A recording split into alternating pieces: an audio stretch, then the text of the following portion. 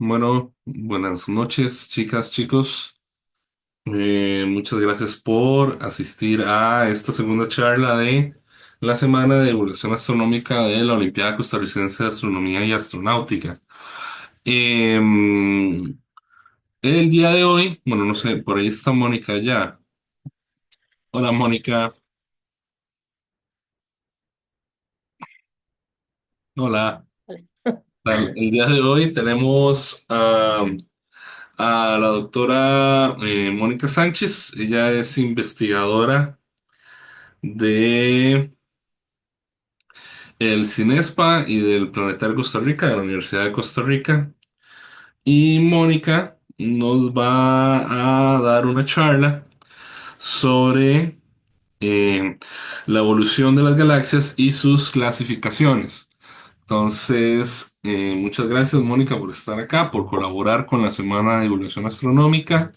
Y aprovechen la charla, chicas, chicos, pregúntenle bastante a Mónica, ya sabe bastante. Y adelante, ya puedes compartir. Ok, ya voy a compartir la pantalla. Entonces, ¿todos lo pueden ver bien? Sí, bueno, ahí Sí. vamos ¿Así? ya ahora sí. Ok, perfecto. Bueno, hola a todos. Solo otra vez, yo soy Mónica Sánchez. Tengo un doctorado en ah, astrofísica. Básicamente yo hago investigaciones sobre cosas extragalácticas, más que nada el gas dentro de las galaxias. Hoy les voy a estar hablando en general de las galaxias, sus diferentes clasificaciones y un poquito cómo encaja esto en lo que entendemos hasta el momento de la evolución de las galaxias.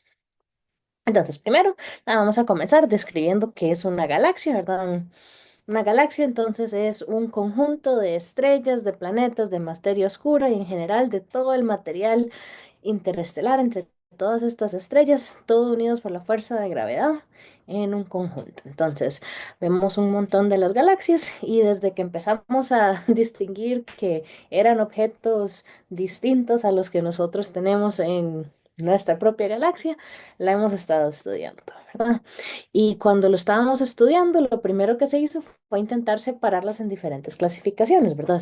Cuando no entendíamos qué eran, queríamos ver qué tienen en común, qué tienen de diferente y separarlos. Entonces, más que nada, era una idea de hacer una clasificación morfológica para poder empezar a entender qué son estos objetos, qué son estas galaxias, ¿verdad? Aquí a la derecha hay varias imágenes, ¿verdad? Hay miles de millones de estrellas con nuestros telescopios hoy en día podemos observarlas. En 1936, a ver, el conocimiento era bastante más limitado.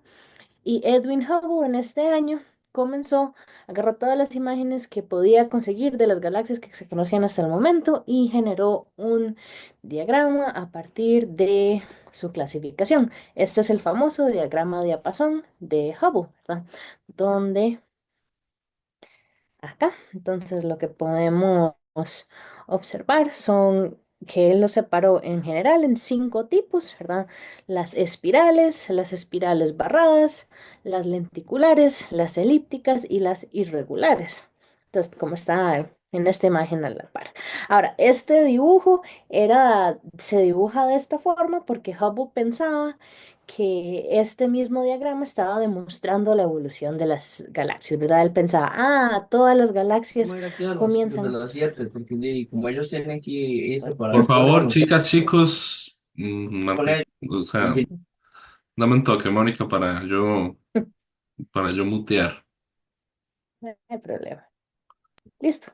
Ah, ah, Ok. adelante. Ok, perfecto. Entonces, ¿verdad? Él pensaba, todas comienzan como elípticas redondas, se van aplastando con el tiempo, pasan un poquito en una fase intermedia y a veces terminan como espirales y a veces terminan como barradas. Y por ahí afuera de todo están las irregulares. Ahorita vamos a ver cada una, pero esta era la teoría original. Entonces, veamos un poquito, entonces, cuáles son los diferentes tipos de galaxias, porque a pesar de que esto resulta ser incorrecto, y después les voy a explicar por qué y cuál es el modelo más moderno. Aún nos quedan, no nos sobran, ¿verdad? Remanentes de este modelo, ¿verdad? Aún tenemos galaxias que conocemos como elípticas, como espirales, irregulares, lenticulares, y de hecho que aún se conocen a las elípticas como galaxias tipo temprano, porque se pensaban que eran las galaxias más jóvenes, a pesar de que ahora sabemos que está al revés, y se conocen las espirales como tipo tardío.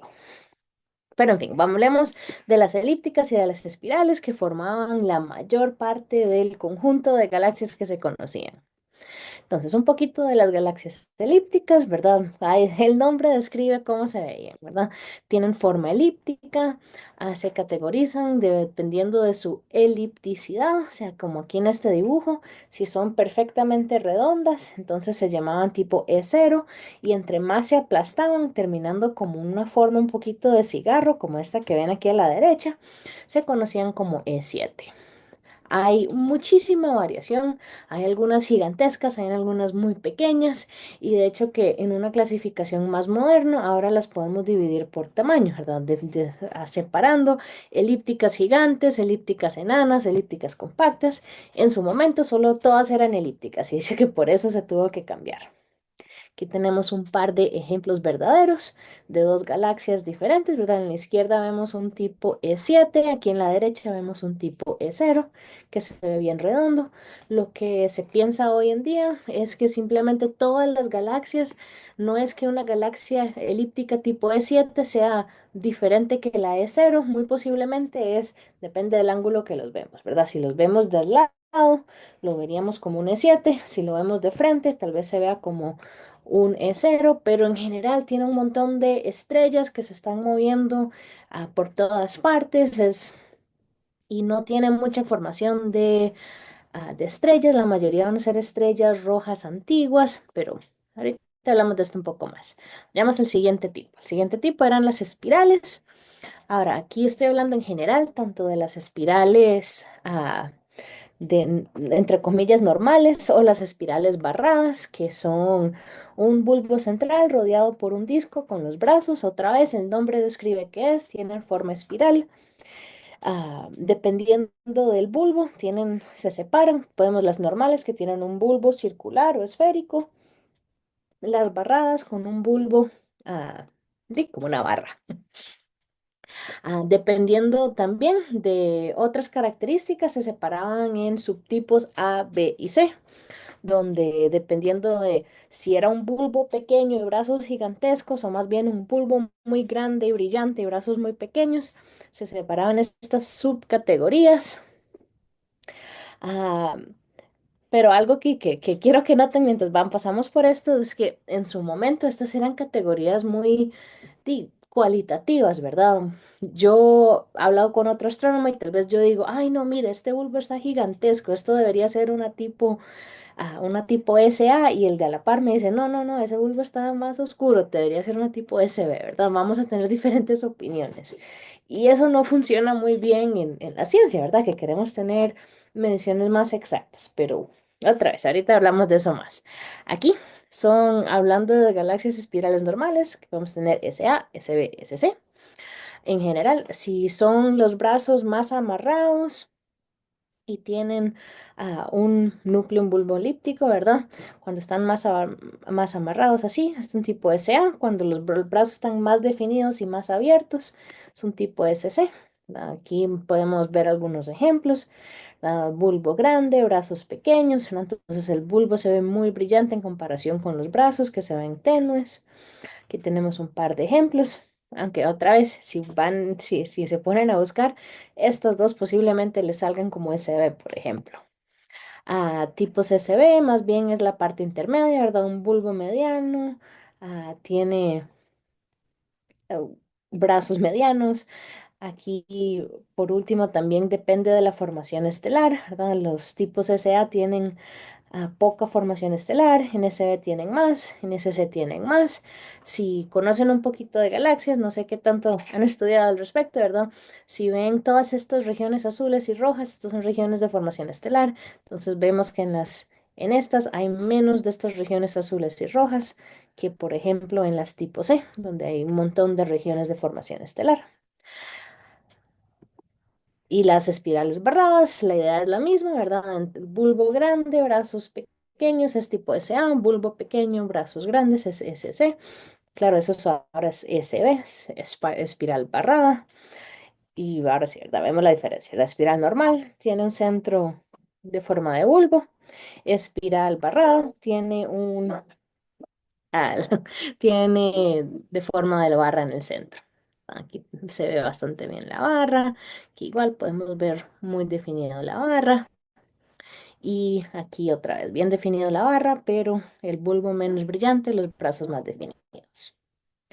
Entonces, todos vimos las espirales, las elípticas, pasamos a las lenticulares, que son las siguientes más, más comunes. Bueno, no más comunes, simplemente las que se consideraban como la etapa intermedia, ¿verdad? Otra vez, esto era cuando Hubble decía, bueno, tiene que pasar, comienzan como elípticas, terminan como espirales. Entonces, las lenticulares tienen un punto de ambos. Am, Tienen un bulbo prominente, tienen un disco, pero lo que no tienen son brazos espirales y tampoco tienen mucha formación estelar. Finalmente, el último que quedaba como afuera eran las galaxias irregulares, que simplemente eran todas las otras galaxias que no se podían clasificar. En esta de aquí a la derecha no tiene una forma espiral, no tiene una forma ah, elíptica, ni siquiera tampoco lenticular. Entonces, dentro de estas galaxias irregulares incluyen galaxias que están siendo afectadas por interacciones. Esta en particular de acá son dos galaxias grandes que están en proceso de un choque, de una interacción. Pero también puede incluir un montón de galaxias que se consideran extrañas, que o no entendemos bien o simplemente no logran entrar dentro de los parámetros del resto de las galaxias. Muchas como estas, otra vez. Hasta se puede muy bien este disco, este otro disco y un poco de gas que ya están interactuando, aquí a la derecha también. Entonces, un sistema entre tres galaxias que están interactuando. Que hay una pequeña. Ay, bueno, era una pequeña simulación. Después lo puedo poner para que lo puedan ver. Am, Aquí hay otro ejemplo de una galaxia irregular. Esta se llama la galaxia de Hooke, ¿verdad? Tiene un anillo, no parece tener mucho gas o formación alrededor del bulbo y simplemente no se conoce exactamente cómo se formó, es un poco extraña, se considera una galaxia irregular. Ahora, además de las clasificaciones morfológicas, no es la única forma de clasificar galaxias. Cuando estamos haciendo estudios galácticos, muchas veces también queremos clasificarlas con respecto a su entorno. ¿Por qué? Porque una galaxia que está evolucionando cerca de un montón de otras galaxias, como por ejemplo en el cúmulo de Coma, es un cúmulo que tiene más de 1000 galaxias, es este que vemos aquí a la derecha, va a evolucionar muy diferente, va a tener un montón de otras galaxias muy cercanas que van a estar interactuando con él, van a cambiar la historia de la formación estelar y cambiar la evolución de la galaxia. Por otra parte, una galaxia como la nuestra, que forma parte de un grupo, ¿verdad? La nuestra forma parte de lo que se llama el grupo local, que son unas 40 galaxias. Estamos más aislados, entonces van a haber menos interacciones, pero aún van a haber interacciones. Y por último, también pueden ser individuales, por ejemplo, galaxias que se encuentran en espacios vacíos, lo que se consideran voids ah, en términos de extragalácticos, ¿verdad? En la estructura del universo, que están totalmente aislados, entonces van a tener una historia de evolución diferente a estos dos. Aquí hay una pequeña imagen de nuestro grupo local. Aquí estamos nosotros, la Vía Láctea, que si quieren, si no sabían, ¿verdad? Nosotros somos una galaxia espiral barrada. Tenemos un montón de pequeñas galaxias enanas a nuestro alrededor y de galaxia de tamaño similar está Andrómeda, no tan lejos, y también la galaxia Tren. Ok, ahora hemos pasado todo este rato hablando de este sistema de clasificación y les quería hablar un poquito de por qué nos importa, ¿verdad? Como les decía al inicio, originalmente se empezó a separar porque queríamos encontrar patrones. Encontrar patrones nos va a ayudar, ¿verdad? Podemos empezar a decir, ¿dónde es que vemos galaxias espirales? ¿Dónde es que vemos galaxias elípticas? ¿Cuántas vemos? ¿Cuántas no vemos? ¿Qué características tiene una o la otra? ¿Cuáles comparten? ¿Cuáles no comparten? Y todo esto, ¿verdad? Nos empieza a dar información de de todo, pero en particular para para lo que hacemos nosotros es de la evolución galáctica, ¿verdad? Am, claro, la clasificación de Hubble tiene sus límites, como ya les he mencionado. Por ejemplo, no había una separación de galaxias con barras grandes o barras pequeñas, no había una diferencia entre una elíptica gigante o una elíptica pequeña. En general, no incluía ninguna galaxia enana porque no se habían visto galaxias enanas en el momento. Y, y por tanto, empezamos a tener nuevos sistemas de clasificación, ¿verdad? Unos 20 años después de Banculior, y es un sistema basado en el de Hubble, donde le agregaba muchísimos más tipos. Estos tal vez ustedes han visto más, ¿verdad? Por ejemplo, tipos galaxias mixtos como SAB, galaxias que tienen como un núcleo que no es totalmente ni barrado ni normal. Galaxias con anillos. Aquí podemos ver en algunos casos, ahorita en la siguiente imagen pueden ver mejor los anillos, ya sean anillos internos, anillos externos, espirales extendidos o espirales parcialmente regulares. Nuestra Vía Láctea, por ejemplo, tiene una parte de nuestra galaxia que está un poquito jalado hacia arriba. Aquí vemos un poquito la idea de esta clasificación, pero ahora en lugar de tener el diagrama diapasón, lo pueden ver que se mueven varios ejes. Por ejemplo, si tiene anillos internos, esta R pequeña, ¿no? Como de esta forma, o si no lo tienen, en esta dirección.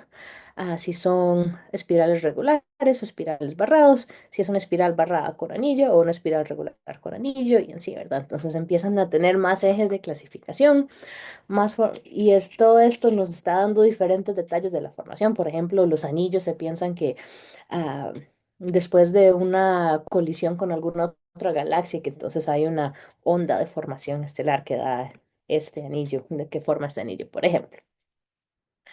Ahora, en muchos casos, como les mencionaba, estos originalmente se distinguían por astrónomos individuales, ¿verdad? Y eran un poquito cuantitativos.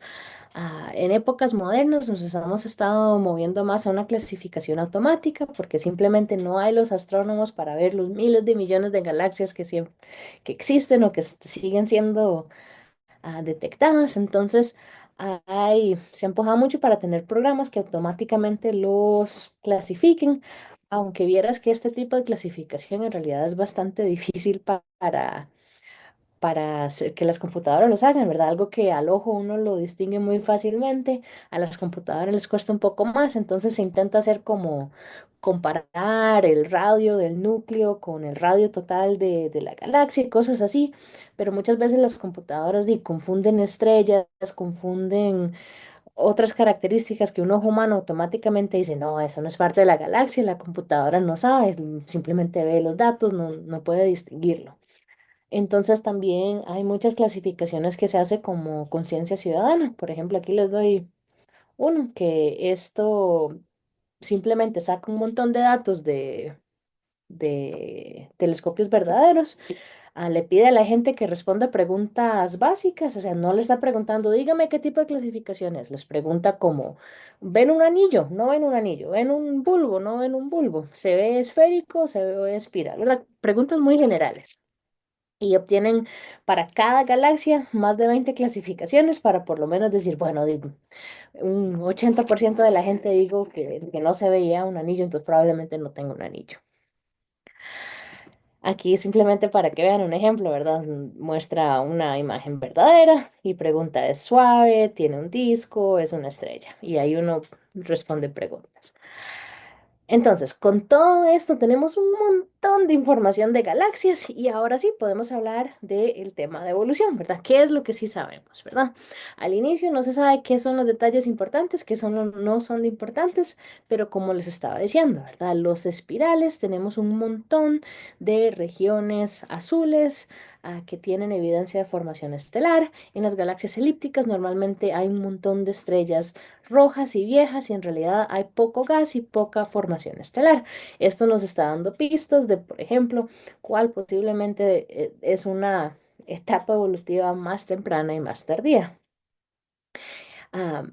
Ahora, no todas las galaxias que existen están en la clasificación de Hubble, ¿verdad? Hubble hizo su clasificación antes de que se descubrieran muchos otros tipos de galaxias. En general, todas las galaxias activas no están necesariamente en estas clasificaciones, como esta aquí a la derecha, o las galaxias Starburst, que es un tipo de galaxia activa, o las galaxias ultraluminosas, por ejemplo, tampoco, o incluso los cuasares, que son objetos ultraluminosos dentro de galaxias lejanas. Muchas veces el cuasar está dentro de una galaxia espiral, que entonces se considera que con suficiente tiempo eventualmente sería simplemente una galaxia espiral, pero el punto es que son objetos un poquito diferentes, son objetos también muy lejanos. Ahorita vamos a mencionar, pero el punto es que solo para que sepan que sí hay algunos tipos de galaxias que no están en este esquema. Entonces, otra vez, regresamos a la parte de la evolución galáctica. Ahora, ya que las galaxias duran tanto tiempo en evolucionar, ¿no? Digo, obviamente no tenemos ningún científico que pueda sentarse por miles de millones de años a lentamente estudiar cómo evoluciona una galaxia. Entonces lo que tenemos que hacer es usar el número de galaxias, ¿verdad? Vemos miles de galaxias, intentamos ver, y lo otro que tenemos es que sabemos que la luz tarda tiempo en llegar. No voy a entrar en mucho detalle, ustedes tienen otra charla de esto, creo que en un par de noches, pero piénsenlo así, ¿verdad? La luz tarda tiempo en llegar, entonces entre más lejano esté algo, lo estamos viendo cuando envió la luz en el pasado. O sea, que si vemos una estrella que está a 40 millones de años luz de distancia, y digamos que alguien es en esa estrella, si nos estuviera viendo en este momento, estarían viendo dinosaurios en la superficie de la Tierra, porque tardaría 40 millones de años en llegar la luz de nosotros hasta donde están ellos y viceversa. Entonces, ¿qué hacemos? Con buenos telescopios, o sea, aquí estoy dándoles ejemplo del Hubble, pero el James Webb está haciendo esto mucho también. Buscan galaxias que están muy, muy, muy distantes, porque entre más lejos están, estamos literalmente viendo atrás en el pasado, estamos observando un universo más joven. Entonces, con todo esto de la morfología, queremos ver, hay la misma cantidad de galaxias espirales y lenticulares y elípticas en el pasado de lo que hay en el momento, cómo cambia la morfología de las galaxias como función de la edad del universo. Y así estudiamos un poco, ¿verdad? Aquí hay una simulación de cómo se piensa que se hubieran visto las galaxias en el pasado, ¿verdad? Por ejemplo, aquí es como se ve una galaxia ahora mismo, cómo se piensa que se hubiera visto hace miles de millones de años, aquí para cada una de estas. Estas son áreas de estudio, ¿verdad? Que donde ahora se ven espirales, tal vez en el pasado se hubieran visto de forma más irregular, no sin estas características de las galaxias más modernas. Entonces, lo que se piensa es que en la formación de las galaxias, ah, lo que se necesita es la acumulación de materia y la colisión de las galaxias. Entonces, cuando se empieza a formar, a ver si esta sí, ajá, esta sí funciona. Entonces, aquí tenemos la formación de galaxias, que son pequeños cúmulos de materia que se van acercando. Conforme se van acercando, interactúan entre sí, se empiezan a unir, entre más se unen, más masa tienen, más atracción gravitacional, empiezan a atraer más pequeños cúmulos y todo esto se continúa uniendo, entre más se une, empieza a rotar más rápido, ¿verdad? Aquí podemos ver cómo empieza a tener un núcleo más caliente, más denso. Y hay un montón de materia que todo se mueve e interactúa entre sí. Y eventualmente esto va a terminar formando la galaxia espiral, ¿verdad? Con un montón de detalles de cómo se forma el bulbo. Esto tiene que ver con la cantidad de materia oscura que tiene la galaxia originalmente. Ah, los brazos, que va a depender de ondas de densidad que no voy a pasar un rato a explicarles, pero todo esto se explica entonces con un montón de materia que se va acumulando, y entonces pensamos que de esta forma es como se forman las galaxias espirales. Ahora, no tenemos un entendimiento perfecto, los modelos tienen algunos fallos en cuanto al número de galaxias espirales que esperamos ver y las que vemos realmente, pero sí parece que estamos moviéndonos en el camino correcto. Aquí hay una simulación de una sola galaxia. Esto es un otro modelo, ¿verdad? Aquí entonces lo que vemos es la masa estelar y el gas. Y aquí en el puro núcleo, un poquito acercado. Ahí donde entonces se va acumulando, se va acercando.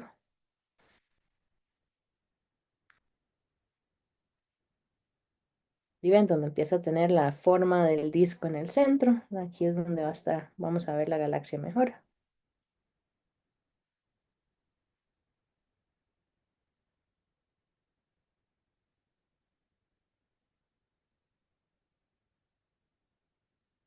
Y aquí vemos el disco. Estamos un poquito al lado, ahorita rota para que lo veamos un poco mejor.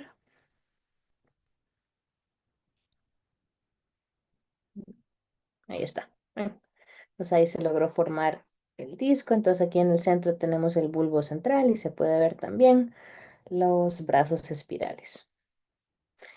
Igual toda la evolución continúa porque más galaxias enanas o pedazos de masa temprana se siguen acumulando, se siguen moviendo, en particular en grupos o en cúmulos vamos a tener galaxias pequeñas que continúan interactuando o acercándose. Se piensa que, por ejemplo, la Vía Láctea tuvo interacciones con galaxias enanas hace relativamente poco, que generó mucha formación estelar. Y eventualmente, entonces, esto es lo que nos forma nuestras galaxias espirales. Entonces, si así tenemos las galaxias espirales, ¿cuál es la teoría general de todas estas galaxias que les estoy mencionando? Entonces, lo que se piensa es que en la etapa temprana del universo, la mayoría de las galaxias son irregulares, ¿verdad? Porque solo tenemos este poco de materia que se está pegando entre sí. Pero conforme observamos las galaxias más cercanas a nosotros, empezamos a ver un montón de galaxias elípticas y espirales. Entonces se piensa que conforme pasa el tiempo, todas las galaxias van a terminar en gran parte siendo espirales o elípticas, ¿verdad? Con algunas irregulares o lenticulares. Aquí lo que estamos viendo es una simulación de lo que va a suceder dentro de unos 4,5 mil millones de años. Andrómeda y nuestra galaxia están acercándose. Entonces, dentro de 4,5 mil millones de años vamos a colisionar. Se lo muestro porque el otro elemento de la evolución de las galaxias es la interacción entre las galaxias. Entonces, cuando son interacciones pequeñas, se genera un poco de formación de estrellas, se hacen pequeños cambios, pero cuando son así choques gigantescos, ¿qué sucede? Miren lo que pasó, ¿verdad? El gas y las estrellas pierden su orden de forma espiral, genera un montón de formación. De repente se está haciendo un montón de estrellas en todas las galaxias irregulares en interacción que vemos. Hay un montón de formación estelar. Pero esto, ¿qué hace? Se está gastando todo el gas que tenían las galaxias. Y mire cómo terminamos. Terminamos con una galaxia elíptica. Entonces, las galaxias elípticas más bien suceden después de las interacciones de galaxias grandes que durante su interacción se forman estas galaxias. Ahora, esto no es un modelo perfecto, ¿verdad? Observaciones más recientes, así de los últimos 2 años, desde que empezamos a observar con el James Webb, aquí son observaciones de James Webb, vemos que estamos detectando galaxias con estructura moderna, o sea, estructura que nuestras predicciones decían que solo debería salir en un universo más viejo, los estamos detectando cuando el universo solo tenía unos 3,7 mil millones de años, que se pensaba que en esta época no deberíamos estar viendo, ¿verdad? Estos brazos espirales. Entonces sí parece que tenemos más detalles que entender, ¿verdad? Esto es un campo que está haciéndose muchísima investigación en el momento y por eso es un campo muy emocionante. Entonces, en conclusión, ¿verdad? Solo tenemos que los estudios de la morfología de las galaxias son importantes para entender el proceso de la evolución, ¿verdad? Que necesitamos saber cuáles son todos los diferentes tipos y cómo se relacionan para entender cómo se formaron. Pero aún hay muchas preguntas que necesitamos responder, pero conforme tenemos mejor telescopios y mejores imágenes, estamos empezando a tener una mejor idea de por qué suceden. Entonces, terminamos.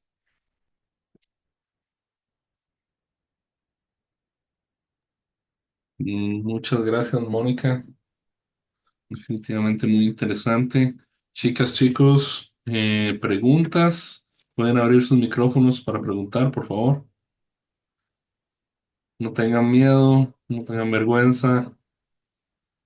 Buenas. Una pregunta, Mónica. Ujú. Primero, bueno, muy linda la charla, muy interesante, la verdad. Tengo una duda respecto a los agujeros negros. ¿Los agujeros negros tienen alguna influencia dentro de la evolución de las galaxias? Un agujero negro pequeño, no, ¿verdad? Van a haber un montón de pequeños agujeros negros que son formados por la muerte de estrellas masivas. Todas las galaxias van a tener un montón de estos, pero lo que sí sabemos que la mayoría de las galaxias tiene un agujero negro supermasivo en su centro y estos sí van a tener un efecto muy importante en su formación y su evolución, ¿verdad? Por ejemplo, les mencioné los cuásares, ¿verdad? Y donde lo que son los cuásares es básicamente un agujero negro supermasivo con un disco de acreción súper muy grande, muy, muy, muy caliente, que es tan luminoso que es más brillante que toda la galaxia donde está en el centro. Y estos parecen estar muy, muy, muy comunes, muy lejanos de nosotros, o sea, en el pasado, pero dejamos de verlos en regiones más cercanas a nosotros, o sea que después de cierto tiempo el universo deja de tener cuasares y eso tiene que ver con la evolución de la galaxia. Entonces, por ese lado, sí, es una parte importante de la evolución de las galaxias. Muchas gracias, Mónica. ¿Alguien más? Adelante, Santiago. Buenas tardes. Una consulta. Bueno, cuando estábamos viendo el asunto de colisiones entre galaxias, digamos, si la colisión es muy grande, se puede llegar a formar una galaxia elíptica. Pero ¿existe alguna condición especial que haga que se forme una galaxia lenticular? ¿O eso depende mucho Ah, o sea, es más como aleatorio? no les quiero mentir, no, las galaxias lenticulares no tengo mucha experiencia con las galaxias lenticulares. Tengo recuerdo de lo que había aprendido que sí, en parte es como una parte, algunas interacciones entre galaxias terminan como galaxias lenticulares, pero no les quiero mentir, entonces no voy a comentar mucho al respecto, pero sí, la idea, ¿verdad? Tienen forma de disco, pero sí se les ha acabado el material porque no tienen mucha formación estelar, entonces sí parece ser el resultado después de colisión entre galaxias. Ok, muchas gracias. Jimena. Sí, buenas noches, doña Mónica. ¿Cómo afecta la materia oscura la formación y evolución de las galaxias? Digamos, ¿qué tipo de evidencias respaldan la existencia dentro de los halos galácticos? O sea, la materia oscura, para que tenga una idea, no cualquier modelo que se intente formar una galaxia que no considere materia oscura no forma una galaxia. O sea, de lo que entendemos, no podemos lograr formar galaxias si no tomamos en cuenta la materia oscura. O sea, más específicamente, sabemos que la cantidad de la materia oscura va a definir si va a ser una galaxia elíptica barrada, perdón, una galaxia espiral barrada o si va a ser una galaxia espiral normal. En cuanto a evidencia, ya más directa, no solo de simulaciones, las curvas de rotación de todas las galaxias que medimos, am, bueno, de la gran mayoría, sí hay galaxias que parecen tener muy poca materia oscura, pero la gran mayoría de las galaxias, las curvas de rotación, ¿verdad? Así es como se descubre bastante que existe ya sea materia oscura, ya sea algo de la gravedad que no entendemos, pero definitivamente están rotando a velocidades que no tiene sentido que roten, a menos que o haya materia oscura o como les dije, que haya aspectos de la gravedad que no estamos entendiendo, no estemos tratando correctamente. Am, esa es la evidencia más directa. Pero como les dije, podemos hacer mapas de materia oscura estudiando la estructura del universo, ¿verdad? Dónde se forman galaxias, dónde no se forman galaxias.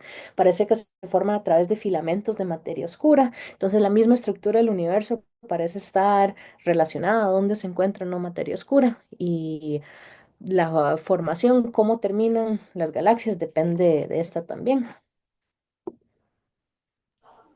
Muchísimas gracias.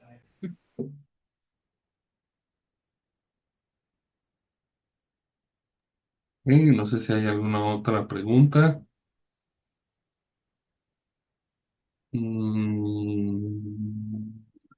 Pues pareciera que no hay más preguntas. Entonces, le agradecemos a Mónica por este tiempo que ha tomado en darnos esta charla, muy interesante. Y les invitamos, chicas, chicos, para la charla del día de mañana, donde tendremos al doctor André Oliva, quien nos hablará sobre simulaciones en astrofísica. Muchas gracias y buenas noches. Gracias, buenas noches. Buenas noches, muchas gracias. Muchas gracias, buenas